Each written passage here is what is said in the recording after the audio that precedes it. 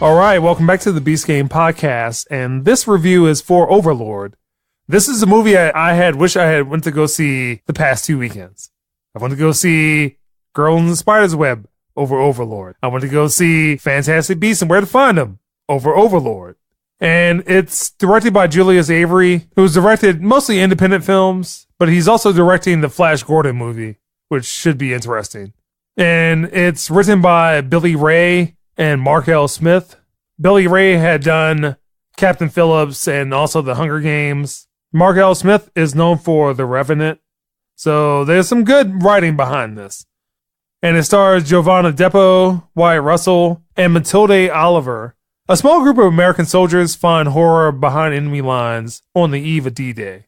So the movie starts off in a plane. It is a bunch of soldiers about to parachute out. And again, as the synopsis stated, this is D-Day. So the soldiers are given a mission that they have to go destroy a radio tower. So you have this rousing speech by Bokeem Woodbine, of all people, what they need to do and how they need to go carry out the mission. Introduced to a couple of different characters. So Giovanna Depo, who is the lead character, Boyce. Wyatt Russell, who plays a very gruff person, kind of put on this mission to be the person that destroys the tower. And another character who is played by John Magaro, who is called Tibbets, kind of a stereotypical Brooklyn accent soldier. So as they try to deploy, the plane is shot down and it's falling apart. So Giovanna Depo lands on his own by himself and he's lost. Think of this no different than maybe Band of Brothers or Edge of Tomorrow, kind of that same scene where Tom Cruise is trying to deploy out of a plane. It's being shot down in the process.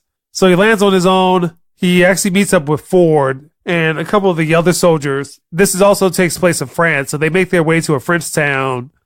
They surprise a character who is Matilde Oliver, who plays Chloe, French-speaking woman. She lives in a German-occupied town that she is trying to hide from them, but this one German commander really has a hard on for her, so she just winds up taking the soldiers in. Then he comes to try to force himself on her. Boyce decides to intervene, and that kind of causes a lot of problems. And that's where I'll stop.